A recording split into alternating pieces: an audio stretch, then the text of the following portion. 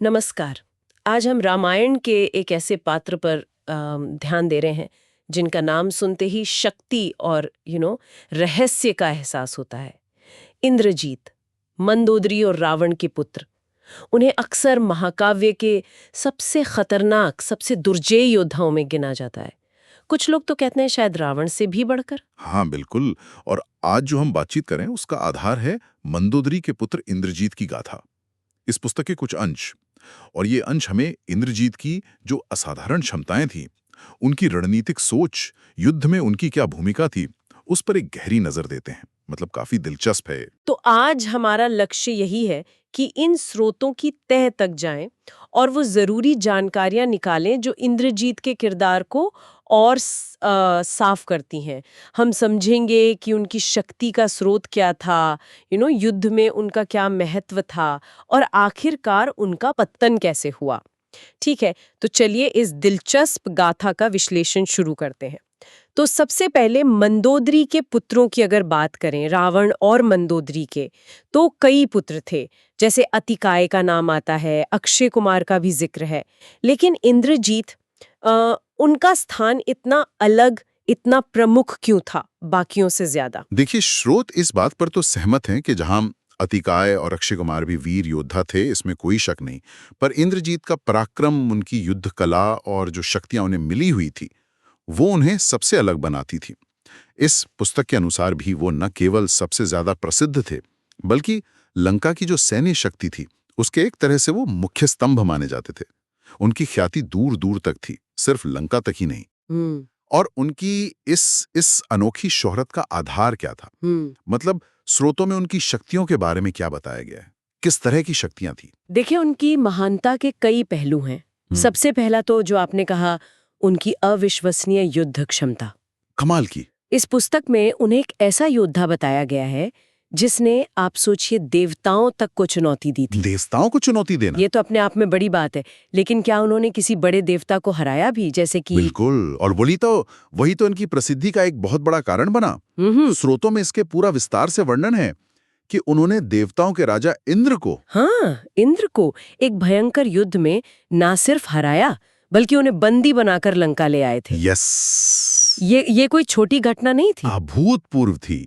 देवताओं के राजा को बंदी बनाना, ये तो मतलब कल्पना करना भी मुश्किल है। तो फिर इंद्र छूटे कैसे? इसके लिए स्वयं ब्रह्मा जी को हस्तक्षेप करना पड़ा। देखिए, स्रोत बताते हैं कि ब्रह्मा जी आए, उन्होंने अनुरोध किया, मध्यस्थता की। उसके बाद ही इंद्रजीत ने इंद्र को मुक्त किया, और इसी असाधारण जीत के बाद उन्हें इंद्रजीत कहा गया, यानी इंद्र को जीतने वाला।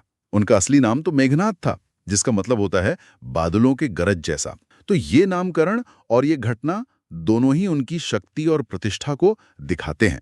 तो ये तो हुई उनकी शारीरिक शक्ति या युद्ध कौशल की बात। लेकिन मैंने सुना है, और शायद ये स्रोत भी बताते होंगे, कि उनकी शक्तियां सिर्फ यहीं तक नहीं थीं। उनमें कुछ रहस्यमयी, कुछ मायावी तत्व भी था। हाँ, आपने बिल्कुल सही पकड़ा। मंदोदरी के पुत्र इंद्रजीत की गाथा इस बात पर बहुत जोर देती है कि इंद्रजीत सिर्फ बाहुबल वाले योद्धा नहीं थे। उनकी जो असली ताकत थी, वो थी उनके दिव्यास्त्रों का ज्ञान और उनकी मायावी शक्तियों का मिश्रण। उन्हें ऐसे दुर्लभ और शक्तिशाली अस्त्र चलाने आते थे जो आमतौर पर देवताओं के पास ही होते थे। और ये मायावी शक्तियां, ये कैसी थी? क्या वो सिर्फ आंखों का धोखा, मतलब भ्रम पैदा करने जैसी थी? नहीं नहीं, वो उससे कहीं ज्यादा थी। स्रोत बताते हैं कि उनके पास अदृश्य होने की क्षमता थी, गायब हो जाते थे। वो पल भर में गायब होकर कहीं और से प्रकट हो सकते थे, एक साथ कई रूप बना सकते थे, जिससे दुश्मन कंफ्यूज हो जाए कि वही असली इंद्रजीत कौन है और कहाँ है। और सबसे खतरनाक थी उनकी वो क्षमता जिससे वो अदृश्य रहकर या कहीं छुपी हुई जगह से घातक हमले कर सकते थे। अरे बाप रे! युद्ध के मैदान में ये तो लगभग अजेय होने जैसा है।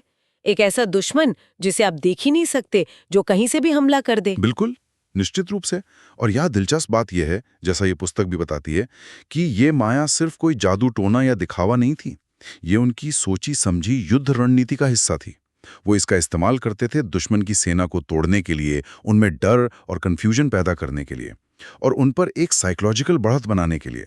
तो ये सिर्फ शक्ति प्रदर्शन नहीं था, बल्कि सामरिक बुद्धि भी थी। अच्छा, दिव्यास्त्र, मायावी शक्तियां, क्या उनकी शक्तियों का कोई और भी पहलू था? मैंने ब्रह्मा जी के किसी वरदान के बारे में भी सुना है कुछ। वो क्या था?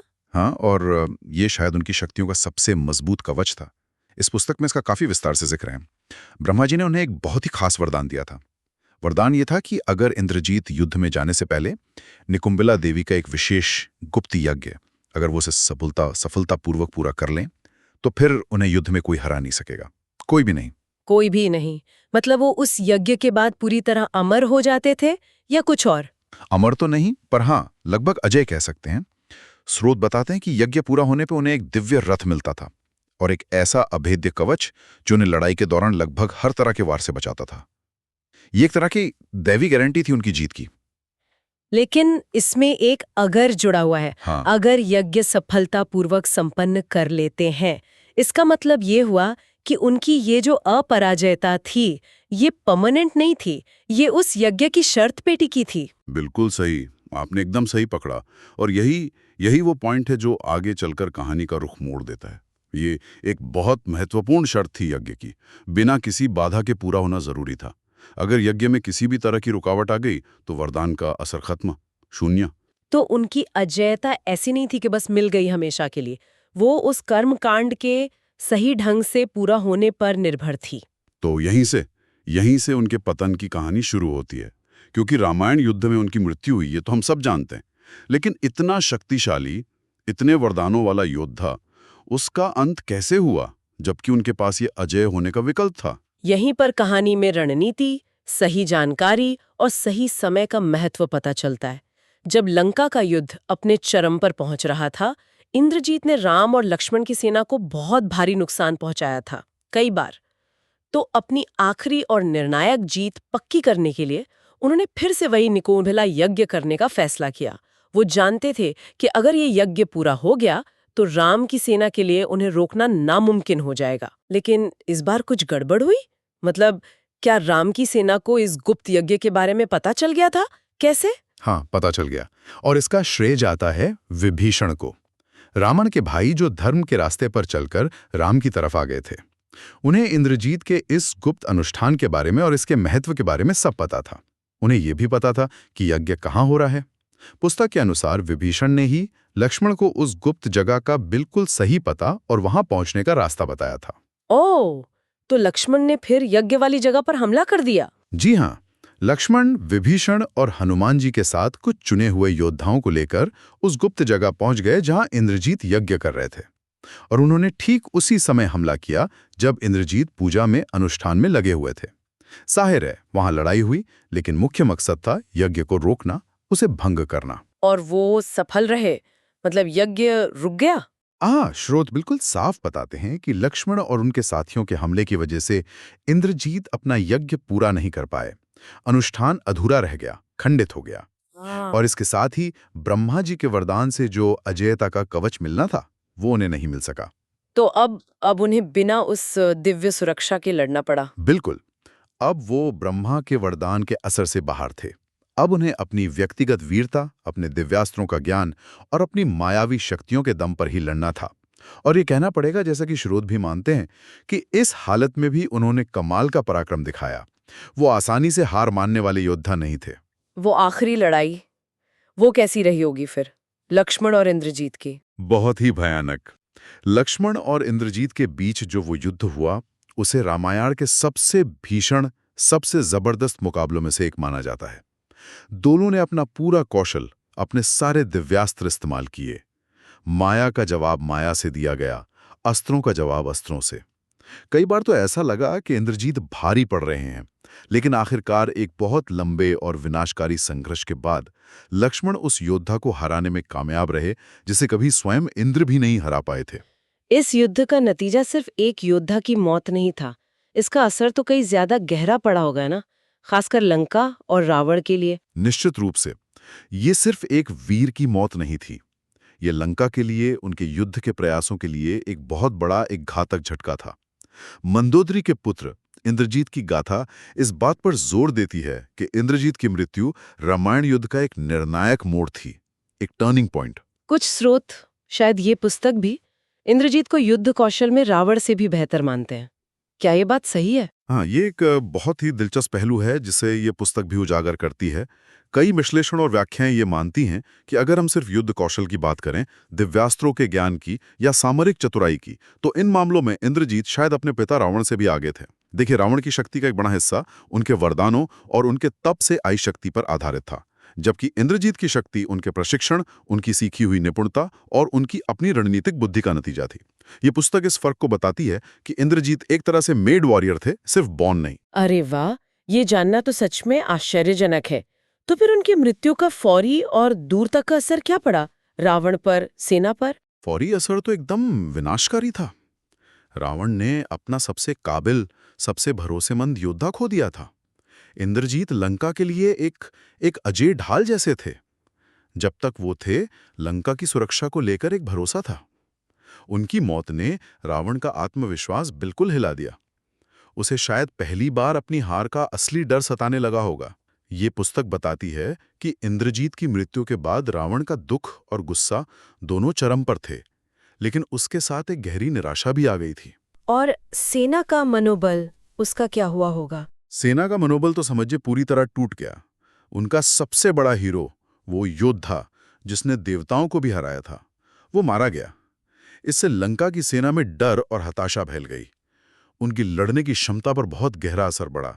और दूसरी तरफ राम की सेना का आत्मविश्वास, उनका उत्साह कई गुना बढ़ गया।